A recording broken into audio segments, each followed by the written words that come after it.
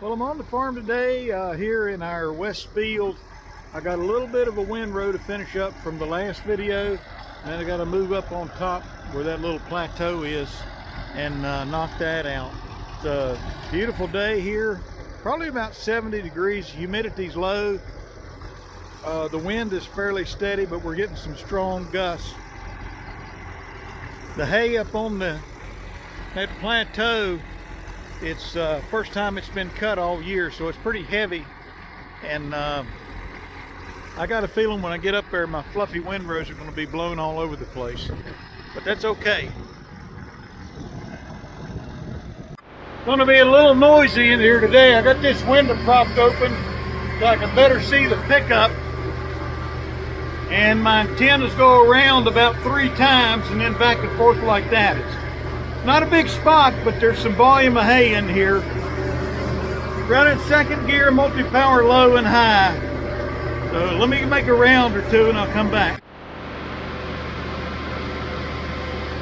This hay is really dry. Hoping I don't plug the baler. I've speeded up my ground speed. I'm in third gear, low range, multi-power high. So we'll see. All right, so this is the first bale, and again, the string is over here. However, what I'm seeing is on my bale shape indicators on the baler, this side was a little bit taller than this side, and I was at the limit of how much I could fill the bale, and I wanted to finish out this windrow. So that's not what I'd like to have. It's kind of what I got. So definitely a little bit of shape that's not the greatest right there. So let me keep going. So I think I mentioned earlier I'm back to third gear and multi-power low and high. These windrows get a little bit heavier, but I think I ought to be able to go this speed even in heavy first cutting. I shouldn't have to crawl around with this baler. All right, I got another bale done here. This one was a little better. I didn't quite fill it to the red mark like I did on the last one, and so it was real even all the way across. And I mean, I don't know how the string could look any better. I don't know if you can see that or not. So this is the side on the twine starts, and this is the side where it would be real fat. I believe it. I've got that right. But that bale looks really good, solid as a rock, I think. And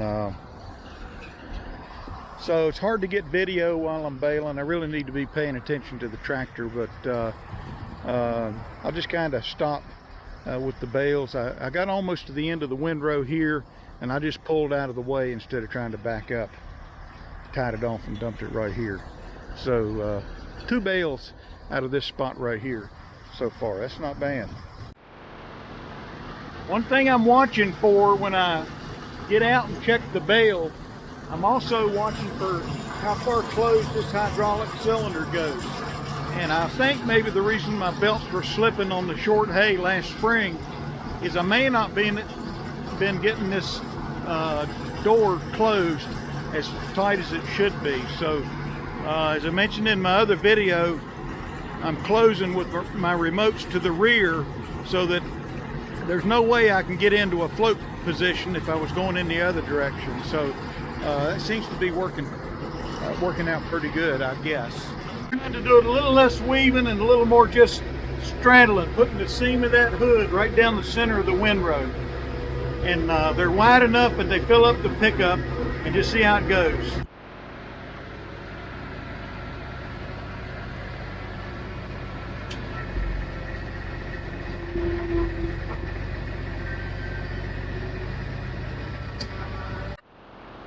So this bale was a little bit of a challenge. At my bale shape indicators were telling me something than probably what I'm seeing right here.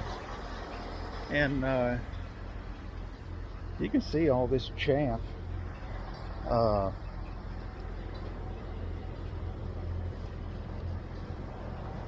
mean, that's the side of the bale where on another one we had in here, it was right to here. So this hay in some ways is almost too dry, and it's trying to plug a little bit. If I hang a wad on the edge of the pickup, it wants to start pushing it a little bit, and I'm watching for that closely, and I'll stop and back up.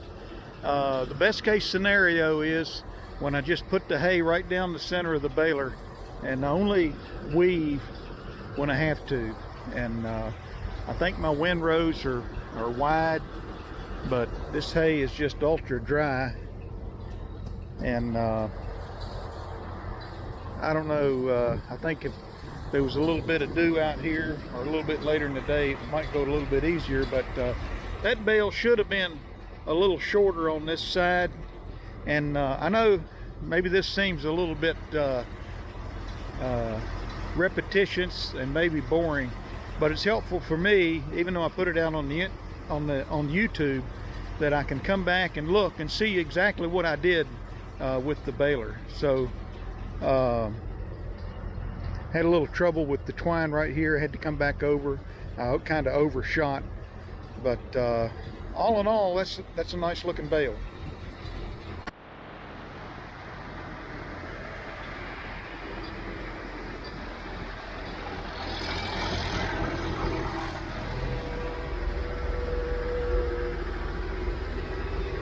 All right, let me get at it. Let me keep going.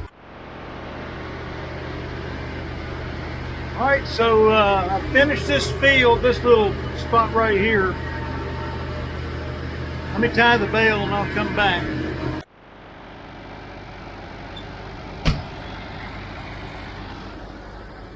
All right, so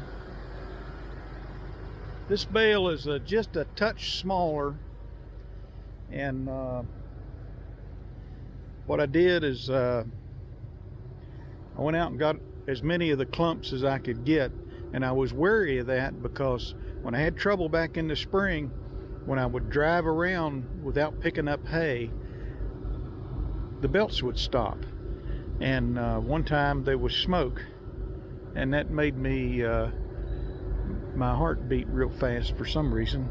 But anyway, I have to say the John Deere 335, for what bales we've baled here the last couple of days, it's not that many. You know, we're not some big farm cranking out hundreds and hundreds of bales, but we are going to be expanding the round bales that we do make, because as an army of one, there's a limit to how much I can physically handle square bales going forward. So round balers is definitely part of this farm, even though I don't like the return on the investment as good as I do squares. But this beats running a bush hog over a field, in my opinion. And like I say, we're gonna have more hay and try to expand in other areas, including down there around my barn and then up on the hill. So let me just stop right there. John Deere 335 round baler, the Massey Ferguson 1977 1105. It was a great combination today, and so I think I'm starting to get my sea legs on how to run this baler, and I'm still looking at it with the John Deere, but I feel like I'm tying up good on the right side of the bale, as it should. And I think the bale shape and the fullness is critical.